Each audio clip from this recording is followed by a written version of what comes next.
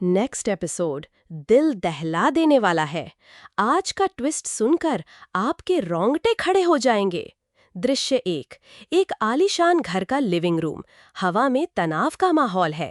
अनु थोड़ी घबराई हुई पर दृढ़ संकल्प के साथ खड़ी है। आरी उसे शक की निगाहों से देख रहा है। अनारी शांत पर तीखी आवाज में, अनु, तुम यहाँ क्यों आई हो? मुझे यकीन है कि तुम्हारा यहाँ आना किसी खास मकसद से ही है। तुम्हारे इरादे क्या हैं? अनु आंखों में थोड़ी नमी पर आवाज में मजबूती। आर्यन, मैं यहाँ राज नंदिनी जी से माफी मांगने आई हूँ और अपनी सेल्फ रिस्पेक्ट के लिए भी। मैं बस एक बार उनसे मिलना चाहती हूँ। आरी हैरानी और गुस्से का मिश्रण। माफी, सेल्फ रिस्पेक्ट, तुम क्या कह रही हो अनु? राज नंदिनी जी से तुम जानती भी हो वो कौन है?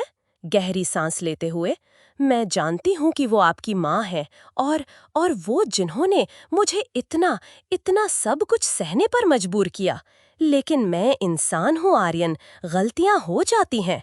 मैं बस एक बार उनसे मिलकर अपनी गलती स्वीकारना चाहती हूँ। आगे बढ़कर अनु का हाथ पकड़ते हुए, पर उसकी पकड़ में अधिकार और शक है। तुम ये सब सिर्फ ड्रामा करने आई हो अनु? तुम्हें लगता है कि तुम राज नंदिनी जी के सामने रोकर गिड़गिड़ाकर सब कुछ ठीक कर लोगी? तुम्हें लगता है कि वो तुम्हें माफ कर देंगी? अपना हाथ छुड़ाते हुए, आंखों में आंसू लेकिन आवाज में विद्रोह, मैं ड्रामा नहीं कर रही आर्यन, मैं सच कह रही हूँ।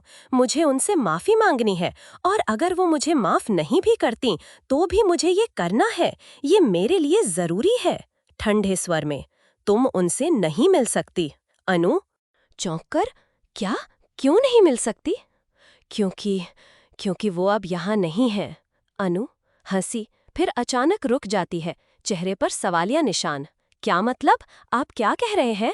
आंखों से आंसू बहने लगते हैं, आवाज कांपती है। राज नंदिनी जी, वो अब इस दुनिया में नहीं रही अनु। अनु के पैरों तले जमीन खिसक जाती है। उसकी आंखों में अविश्वास है। वो कांपने लगती है। आर्यन उसे सहारा देने के लिए आगे बढ़ता है, पर अनु खुद को संभाल लेती है। उसके चेहरे पर सदमे के साथ साथ एक अजीब सी राहत भी उभरने लगती है, जिसे वो छिपाने की कोशिश करती है, कानाफूसी में। नहीं, ये सच नहीं हो सकता, आप झूठ बोल रहे हैं। आर्यन सिर हिलाता है, उसकी आवाज टूट जाती है। काश ये झूठ होता अनु, काश। वो जा चुकी हैं। अनु की सांसें तेज हो जाती हैं। वो पीछे हटती है, जैसे उसे यकीन न हो रहा हो। उसके दिमाग में राज नंदिनी की वो बातें, वो ताने, वो अपमान सब घूम रहे होते हैं। और फिर एक पल के लिए उसे लगता है जैसे किसी भारी बोझ से छुटकारा मिल गया हो। उसके चेहरे पर जो सदमा था, वो धीरे धीरे एक अजीब सी खुशी में बदलने लगता है। आर्यन उसे देखता रहता है। उसे समझ नहीं आता कि अनु का ये कैसा रिएक्शन है।